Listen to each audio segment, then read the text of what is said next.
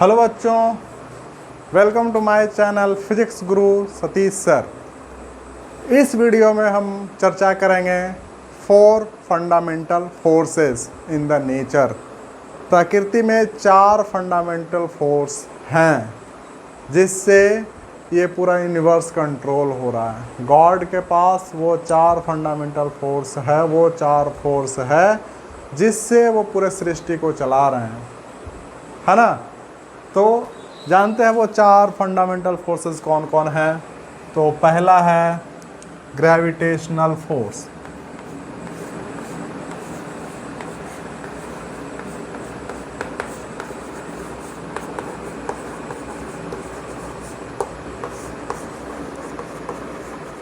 दूसरा है electromagnetic forces.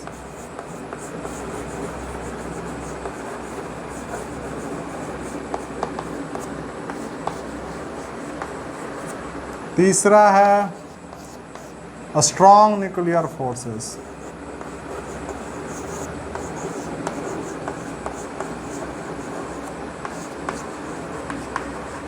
And fourth and last is weak nuclear forces.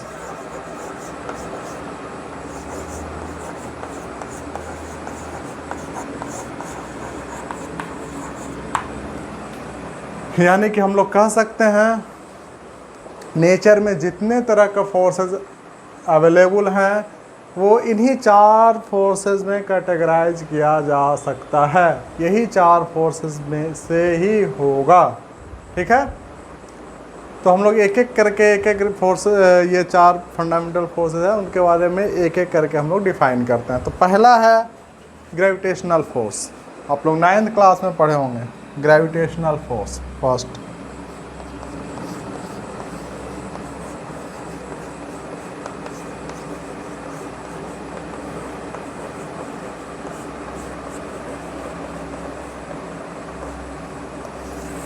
Universe में कोई भी 2 ऑब्जेक्ट को ले लीजिए, यूनिवर्स में कोई भी 2 ऑब्जेक्ट ले लीजिए, ठीक है।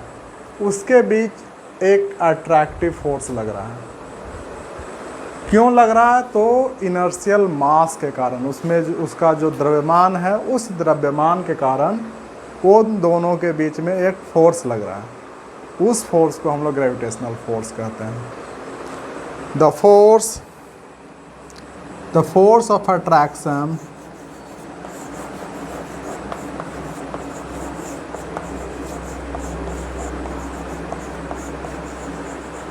between 2 objects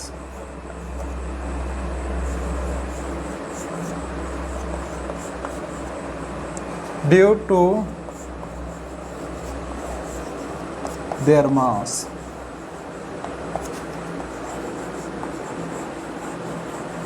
is called gravitational force.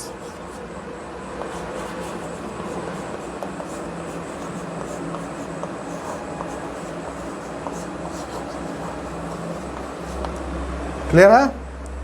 The force of attraction between 2 objects due to their masses। 2 object है, दोनों का मास होगा कुछ, उस मास के कारण जो फोर्स लग रहा है, फोर्स ऑफ अट्रैक्शन, उसको हम लोग क्या बोलेंगे? Gravitational force. सपोज करिए ये बॉडी है और ये एक बॉडी है, इसका मास m1, इसका मास m2, दोनों के बीच में डिस्टेंस होगा, हम लोग कहते हैं r। तो इन दोनों के बीच में एक फोर्स ऑफ अट्रैक्शन लगेगा, एक फोर्स लगेगा जिससे एक दूसरे को क्या करे? आकर्षित करेगा, ठीक है। इस फोर्स को हम लोग क्या कहेंगे? ग्रेविटेशनल। हाँ, तो हम लोग कंसीडर करते हैं 2 बॉडी है ना। एक का मास m1, दूसरे का मास m2, दोनों के बीच के दूरी कितना है? r है। तो न्यूटन्स के द्वारा, according to Newton's laws of gravitation, force of attraction between these 2 bodies is equal to g m1 m2 y r square, ठीक है। ये दो इतना फोर्स से एक दूसरे को अट्रैक्ट कर रहा है। m1 भी इतना फोर्स लगा रहा है इस पे और m2 भी इतना ही फोर्स लगा रहा है इस पे, ठीक है। तो the force of attraction between two objects due to their masses is called gravitational force. Sorry, ठीक है। तो इस फोर्स का प्रॉपर्टीज हम लोग जानते हैं। तो यूनिवर्स में कोई भी दो ऑब्जेक्ट आप ले सकते हैं, कोई भी दो, आप फिर अर्थ ले लें, अर्थ को एक ऑब्जेक्ट मान लेते हैं, एक सन को ऑब्जेक्ट मान लेते हैं, ठीक है। तो दोनों के बीच का डिस्टेंस समझ लीजिए कितना है। तो ये फिर भी दोनों एक दूसरे को अट्रैक्ट कर रहा है ना। तो लॉन्ग रेंज फोर्स हो जाएगा, long range force. Gravitational force is a long range force. दूसरा, ऑलवेज अट्रैक्टिव, ऑलवेज अट्रैक्टिव, यह हमेशा अट्रैक्टिव होगा। तीसरा, weak force,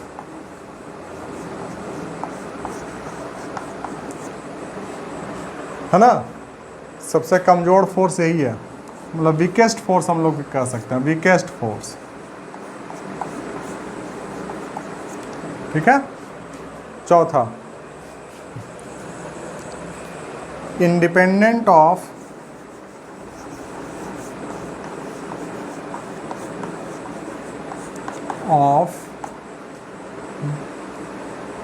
properties of material of the medium between the objects, ठीक है। बीच में कोई भी मीडियम हो उससे इंडिपेंडेंट है, ये फोर्स उतना ही लगेगा। क्लियर।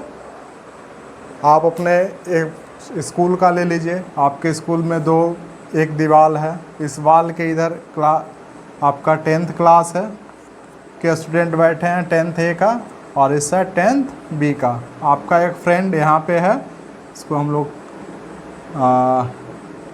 M कह दें और इसको हम लोग N कह दें, ठीक है।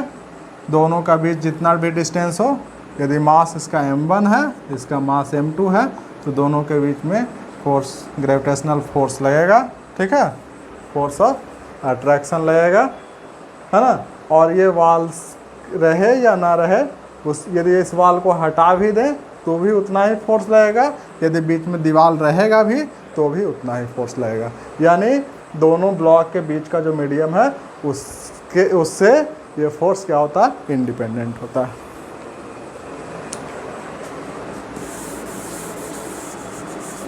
ठीक है। तो लॉन्ग रेंज फोर्स है, always attractive, weakest force, independent of properties of the medium between the objects. ये हम लोग अभी प्रॉपर्टी जान लेते हैं इसका, यही, ठीक है। नेक्स्ट हम लोग आते हैं इलेक्ट्रोमैग्नेटिक फोर्स। नेक्स्ट है इलेक्ट्रोमैग्नेटिक फोर्स।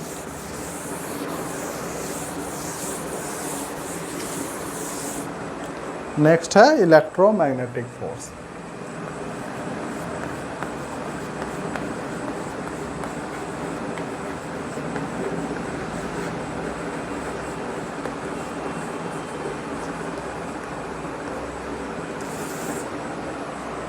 ग्रेविटेशनल फोर्स क्यों लग रहा था, due to the mass of the body, है ना। लेकिन यहाँ पे हम लोग आते हैं इलेक्ट्रोस्टैटिक फोर्स, इलेक्ट्रोमैग्नेटिक फोर्स। दो ऑब्जेक्ट है, एक का मास m1 है, एक का मास m2 है। अभी इस पे क्या लग रहा है, तो दोनों पे एक फोर्स लग रहा है, ग्रेविटेशनल फोर्स, केवल और केवल ग्रेविटेशनल फोर्स ऑफ अट्रैक्शन लग रहा है, F G। दोनों न्यूट्रल है, दोनों क्या है, न्यूट्रल है। अब इस पे से n नंबर ऑफ इलेक्ट्रॉन्स इसमें से ले जाकर के इसमें डाल देंगे, तो क्या हो जाएगा, इस पे Ne माइनस चार्ज चढ़ जाएगा, Q2 इज इक्वल टू, है ना। और इस पे कितना चढ़ जाएगा, तो Q1 is equal to Ne plus, इतना चार्ज चढ़ जाएगा, ठीक है। दोनों का बीच का डिस्टेंस है कुछ r ले लिए। अब इन दोनों के बीच में एक फोर्स लगे, एक तो ये force of attraction due to their masses लग रहा है, जिसको हम लोग ग्रेविटेशनल फोर्स कह रहे हैं। एक अब और फोर्स एक लगेगा, वो भी अट्रैक्टिव फोर्स ही होगा इस कंडीशन में, वो F इलेक्ट्रोमैग्नेटिक, ठीक है। लेकिन ये जो इलेक्ट्रोमैग्नेटिक फोर्स होगा इससे बहुत मजबूत स्ट्रॉन्ग फोर्स होगा। किससे? तो ग्रेविटेशनल फोर्स से, ठीक है। The force of interaction, the force of interaction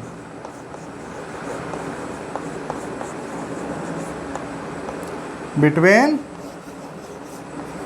two charged particles is called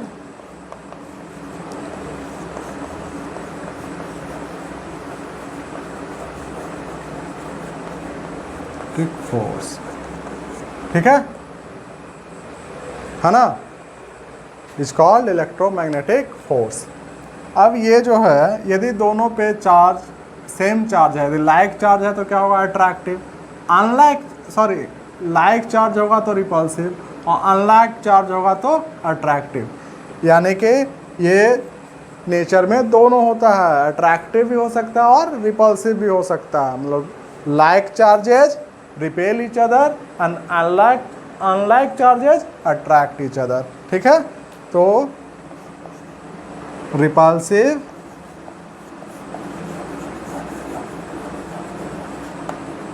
as well as attractive,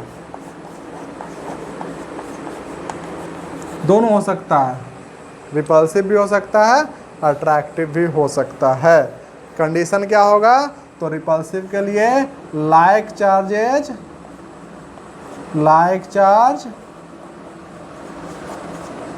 repel each other, like charge तो रिपल्सन, हम लोग लिख देंगे रिपल्सन।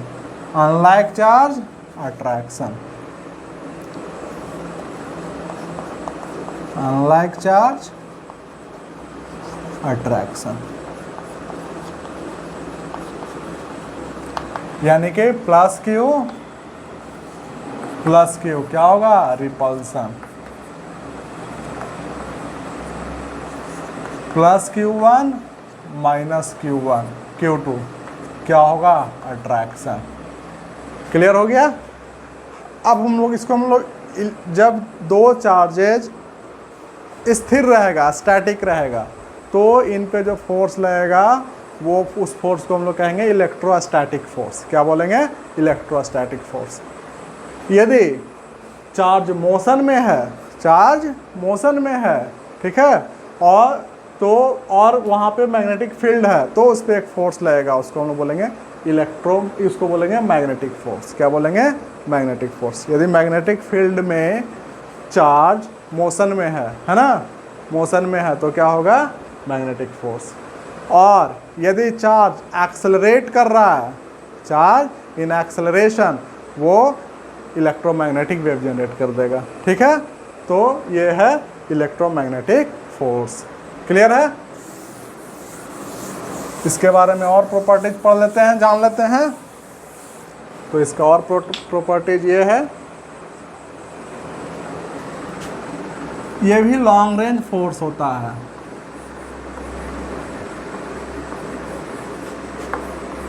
लॉन्ग रेंज फोर्स होता है, ठीक है। और प्रॉपर्टीज इसका क्या है? तो लॉन्ग रेंज फोर्स हो गया, रिपल्सिव और अट्रैक्टिव भी हो सकता है ना। नेक्स्ट क्या हम लोग कहेंगे? तो इलेक्ट्रोमैग्नेटिक फोर्सेस जो है मीडियम पे डिपेंड करता है, depends on the medium, on the properties of the medium। Between the charges. ठीक है, क्लियर। यदि हम लोग कूलम्ब्स लॉ को ध्यान रखें, आप लोग 10th क्लास में पढ़े होंगे कूलम्ब्स लॉ, तो Q1 Q2 चार्ज है और दोनों के बीच का डिस्टेंस R है, तो दोनों के बीच का force F is equal to होगा K Q1 Q2 by R square, है ना, where K is Coulomb constant. ये हम लोग पढ़ेंगे 12th क्लास में, इलेक्ट्रोस्टैटिक पढ़ेंगे तो। और यदि कोई ये यहाँ पर मैग्नेटिक फील्ड B है ना, और कोई चार्ज पार्टिकल Q भी वेलोसिटी से मूव कर रहा है इस फील्ड में, है ना, तो इस पर एक फोर्स लगेगा F is equal to Q V cross B। हम लोग पढ़ेंगे ये क्रॉस क्या है जब पढ़ेंगे वेक्टर, है ना, क्रॉस प्रोडक्ट और डॉट प्रोडक्ट उसमें पढ़ेंगे। ठीक है, तो ये मैग्नेटिक फोर्स लग रहा है कब, जब चार्ज मोशन में है तब। क्लियर है, तो ये हो गया हमारा इलेक्ट्रोस्टैटिक फोर्स।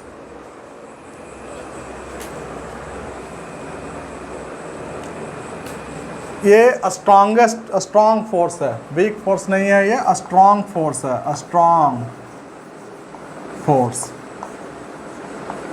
है ना, स्ट्रॉन्ग फोर्स। ठीक है, या स्ट्रॉन्गर देन, हम लोग लिख सकते हैं stronger than gravitational force and also stronger than weak nuclear forces. Next है third one is strong nuclear forces. Third क्या है, स्ट्रॉन्ग न्यूक्लियर फोर्सेस।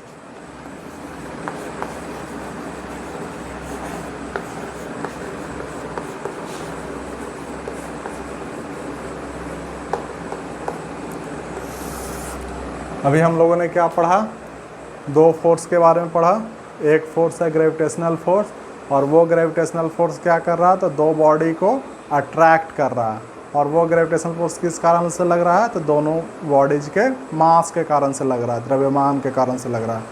दूसरा हमने क्या पढ़ा, इलेक्ट्रोमैग्नेटिक फोर्स, वो क्यों लग रहा है, तो due to charge on the body, है ना, और ये दोनों लॉन्ग रेंज फोर्स है, दोनों लॉन्ग रेंज फोर्स है। हमने इलेक्ट्रोमैग्नेटिक फोर्स के बारे में पढ़ा कि वो अट्रैक्टिव भी हो सकता है और रिपल्सिव भी हो सकता है। यदि दोनों पे समान चार्ज है तो वहाँ रिपल्सन होगा, और यदि दोनों पे अनलाइक चार्जेज है, यानी एक पे पॉजिटिव और दूसरे पे निगेटिव, तो क्या होगा, अट्रैक्शन होगा, है ना। अब हम लोग आते हैं न्यूक्लियस। न्यूक्लियस आप लोग जानते होंगे, पढ़े होंगे केमिस्ट्री में। ये हो गया एक एटम हमने ले लिया, है ना, ये एटम, इसके अंदर में एटम का एक न्यूक्लियस होता है, प्रत्येक एटम में न्यूक्लियस होता है, जिस न्यूक्लियस के अंदर क्या रहता है, न्यूट्रॉन रहता है और प्रोटॉन रहता है। ठीक है, जितना जब न्यूट्रल एटम है तो जितना इलेक्ट्रॉन बाहर में है, जितना इलेक्ट्रॉन बाहर में है उतना नंबर ऑफ प्रोटॉन इसके न्यूक्लियस के अंदर में होगा, यानी 2 2 4 3 2 5 5 इलेक्ट्रॉन यदि है, चक्कर काट रहा है बाहर एक कक्षा में, तो 5 प्रोटॉन भी, 5 प्रोटॉन भी इसके अंदर होगा। ठीक है, ये निश्चित है। यदि एक भी इलेक्ट्रॉन इसमें ज़्यादा दे देंगे तो इस पर चार्ज चढ़ जाएगा, यदि एक भी इलेक्ट्रॉन निकाल लेंगे तो भी इस पर चार्ज चढ़ जाएगा। तो क्या समझे, एक एटम जो क्या है, अनचार्ज्ड है ना, उस पर कोई चार्ज नहीं है, न्यूट्रल है, एटम क्या है, न्यूट्रल है, तो इसमें नंबर ऑफ प्रोटॉन्स और नंबर ऑफ इलेक्ट्रॉन्स समान होते हैं। बीच में क्या होता है, न्यूक्लियस। न्यूक्लियस के अंदर में क्या रहते हैं, न्यूट्रॉन रहता है और प्रोटॉन रहता है। क्या रहता है, न्यूट्रॉन रहता है और प्रोटॉन रहता है। यदि इसके अंदर पाँच प्रोटॉन है, ठीक है, 5 प्रोटॉन है, 5 प्रोटॉन P1 P एक हो गया, ये एक हो गया, एक हो गया, ये एक हो गया, ये इस तरह से कैसा भी हो सकता है, किसी तरह से भी रह सकता है। ठीक है, ये 5 प्रोटॉन है। तो हमने पढ़ा है, अभी 2 ही फोर्स पढ़ा है, इलेक्ट्रोमैग्नेटिक फोर्स और दूसरा पढ़ा है ग्रेविटेशनल फोर्स। तो ग्रेविटेशनल फोर्स के कारण दोनों पे क्या लगेगा, अट्रैक्शन होगा ड्यू टू ग्रेविटेशनल फोर्स, और दोनों के बीच रिपल्सन हुआ क्योंकि लाइक चार्जेज है। कौन किसके कारण, एफ ए इलेक्ट्रोस्टैटिक फोर्स के कारण। और क्या होता है, F electrostatic force is very very greater than F gravitational force. Electrostatic force है जो ग्रेविटेशनल फोर्स से बहुत बड़ा होता है। तो क्या होगा, दोनों एक दूसरे को रिपेल करेगा, रिपेल करते करते क्या होगा, ये न्यूक्लियस से बाहर निकल जाएगा, है ना। सेम नेक्स्ट और क्या हो सकता, ये दो न्यूट्रॉन भी है उस पे, उसमें न्यूट्रॉन क्या होता है, अनचार्ज होता है, इस पर कोई चार्ज नहीं लग रहता है, अनचार्ज होता है, लेकिन दोनों इसका मास होगा mn, इस पर इतना मास होगा। इस मास के कारण क्या लगेगा, force of attraction, attraction force लगेगा। किसके कारण, तो मास के कारण, यानी ग्रेविटेशनल फोर्स। इस ग्रेविटेशनल फोर्स के कारण दोनों क्या होगा, अट्रैक्ट करेगा, दोनों क्या होगा, अट्रैक्ट करेगा। अट्रैक्ट करने के बाद क्या होगा, जुट जाएगा, नहीं क्या हो जाएगा, न्यूक्लियस छोटा हो जाएगा, न्यूक्लियस छोटा हो जाएगा, ठीक है, यानी कि न्यूक्लियस अनस्टेबल हो जाएगा। तो निश्चित रूप से प्रोटॉन न्यूट्रॉन जो भी न्यूक्लियस में है, इसको हम लोग क्या बोलते हैं, न्यूक्लियॉन्स बोलते हैं। क्या बोलते हैं, न्यूक्लियॉन्स बोलते हैं। तो इन न्यूक्लियॉन्स को जो बाइंड करके रखता है न्यूक्लियस के अंदर, उस फोर्स को हम लोग क्या बोलते हैं, तो स्ट्रॉन्ग न्यूक्लियर फोर्स कहते हैं। और ये सबसे स्ट्रॉन्ग फोर्स है, यानी इलेक्ट्रोमैग्नेटिक फोर्स से भी स्ट्रॉन्ग फोर्स है। तो the strongest force, the strongest force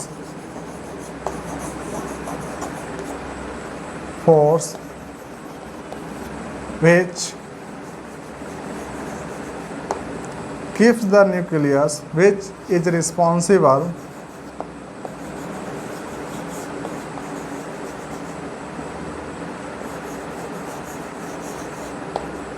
for keep the nucleons inside the nucleus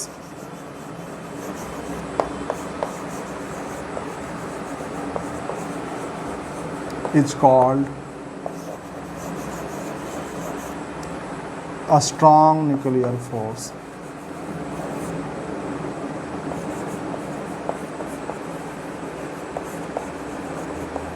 यानी क्या, स्ट्रॉन्ग न्यूक्लियर फोर्स क्या कर रहा है, तो न्यूक्लियस के अंदर न्यूक्लियॉन्स को बांध के रखे हुए है ना। और ये जो फोर्स है, ना तो ग्रेविटेशनल फोर्स है, ना ही इलेक्ट्रोस्टैटिक फोर्स है। बता दिए क्यों, क्योंकि इलेक्ट्रोस्टैटिक फोर्स है जो केवल चार्ज रहेगा तभी लगेगा, दोनों पार्टिकल पे चार्ज रहेगा तभी लगेगा। और ये ग्रेविटेशनल फोर्स तो मास है तो लगेगा ही, मास है तो लगेगा ही, लेकिन वो बहुत कमज़ोर फोर्स होता है, ठीक है, किसके अपेक्षा, ये इलेक्ट्रोमैग्नेटिक फोर्स की अपेक्षा, ठीक है।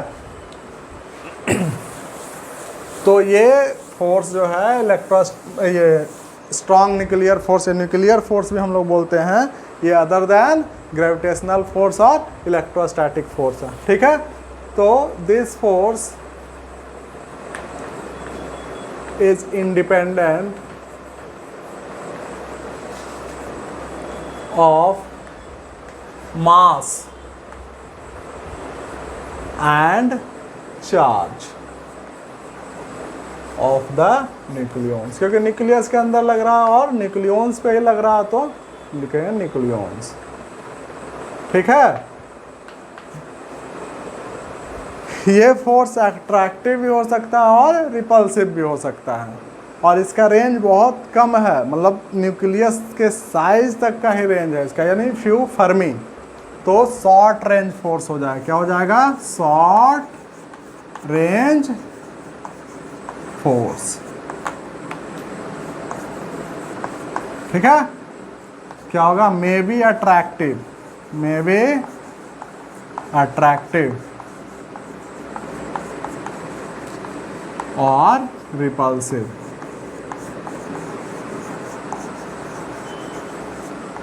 ठीक है, स्ट्रॉन्गेस्ट फोर्स, स्ट्रॉन्गेस्ट फोर्स, यानी कि ये फोर्स जो है इलेक्ट्रोमैग्नेटिक फोर्स से भी स्ट्रॉन्ग फोर्स है। ठीक है, it have saturation properties, it shows saturation property. Saturation property का मतलब समझे? नहीं समझे। यानी कि किसी न्यूक्लियस में 4 न्यूक्लियॉन्स है, तो उसमें से किसी एक न्यूक्लियॉन्स को निकालने में जितना फोर्स लगेगा उतना ही फोर्स यदि इसमें 100 या 1000 न्यूक्लियॉन्स होता। यदि 1000 न्यूक्लियॉन्स भी रहता तो उतना ही फोर्स लगाना पड़ता जितना कि 5 न्यूक्लियॉन्स है। क्लियर? तो इसीलिए क्या हम लोग बोलेंगे, इसमें सैचुरेशन प्रॉपर्टी होता है। ठीक है, ये 0 भी हो सकता है, मे बी अट्रैक्टिव और रिपल्सिव और 0, है ना।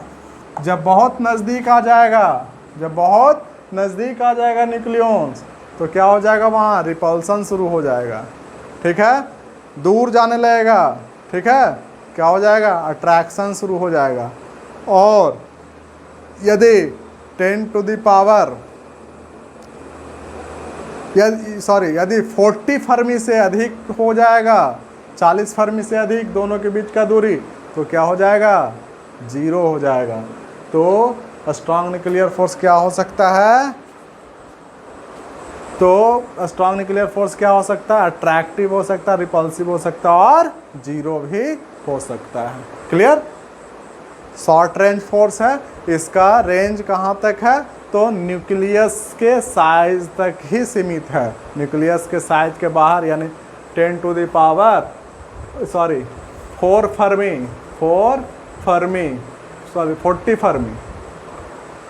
40 फर्मी से यदि ज़्यादा हो जाता है दोनों न्यूक्लियॉन्स के बीच की दूरी, तो क्या हो जाता है, ये 0 हो जाता है। क्लियर?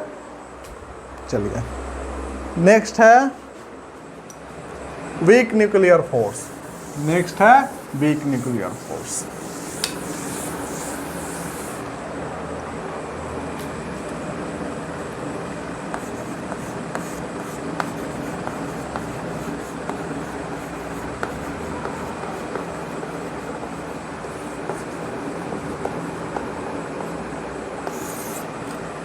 ये फोर्स भी न्यूक्लियस के अंदर लगता है, लेकिन ये कब, जब रिएक्शन होता है तब। ये फोर्स तभी लगता है जब रिएक्शन होता है, यानी जब बीटा डीके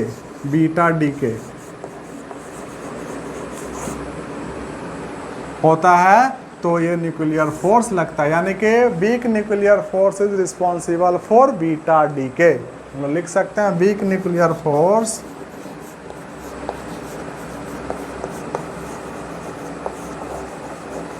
is responsible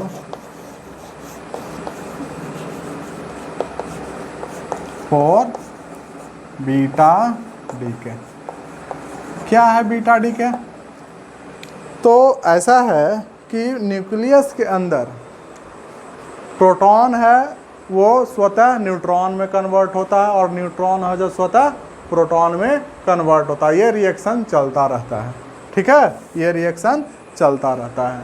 तो ये जब रिएक्शन होता है, जब एक प्रोटॉन न्यूट्रॉन में कन्वर्ट होता है, क्या चीज़ में कन्वर्ट होता है, न्यूट्रॉन में कन्वर्ट होता है, तो इस प्रोटॉन पे कितना चार्ज है, तो प्लस ई चार्ज है।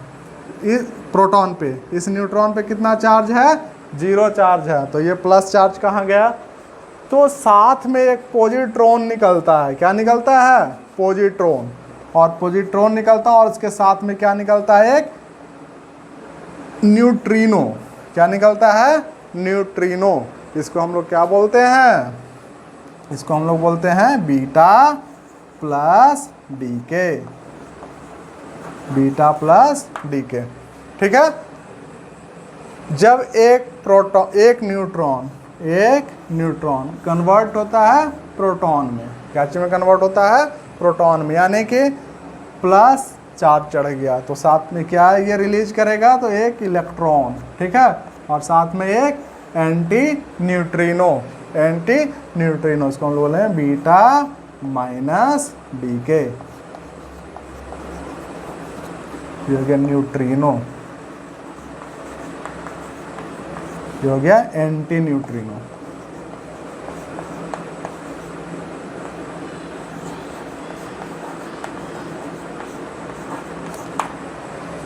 वीक न्यूक्लियर फोर्स है वो कमज़ोर फोर्स है, लेकिन इतना भी कमज़ोर फोर्स नहीं है कि वो ग्रेविटेशनल फोर्स से भी कमज़ोर हो जाए, यानी कि ग्रेविटेशनल फोर्स से मजबूत फोर्स है, ग्रेविटेशनल फोर्स से मजबूत फोर्स है। वीक न्यूक्लियर फोर्स है जो ग्रेविटेशनल फोर्स से मजबूत फोर्स है। कमज़ोर किससे है? स्ट्रॉन्ग न्यूक्लियर फोर्स से कमज़ोर है और इलेक्ट्रोमैग्नेटिक फोर्स से कमज़ोर है। यानी सबसे स्ट्रॉन्गेस्ट फोर्स कौन सा हो गया? तो सबसे स्ट्रॉन्गेस्ट फोर्स हो गया न्यूक्लियर फोर्स।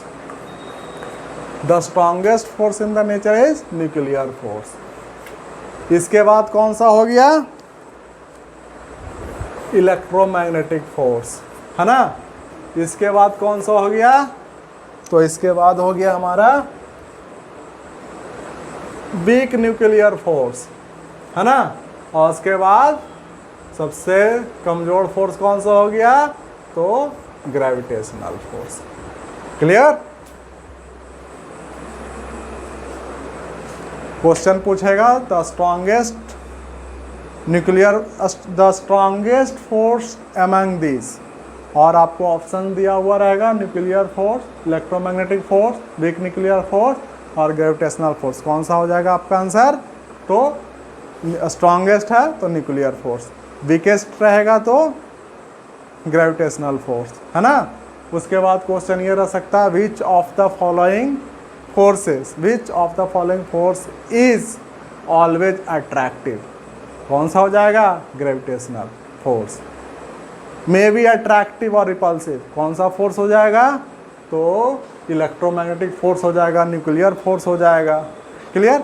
ये अट्रैक्टिव भी हो सकता है और रिपल्सिव भी हो सकता है। क्लियर है दोस्त? तो आज हम लोग इतना ही रखते हैं इस वीडियो में। हमारे चैनल को सब्सक्राइब करें नेक्स्ट वीडियो के लिए, और साथ में हमारा वीडियो देखते रहें और कमेंट करें कि हमारा वीडियो आपको कैसा लगा, है ना। धन्यवाद।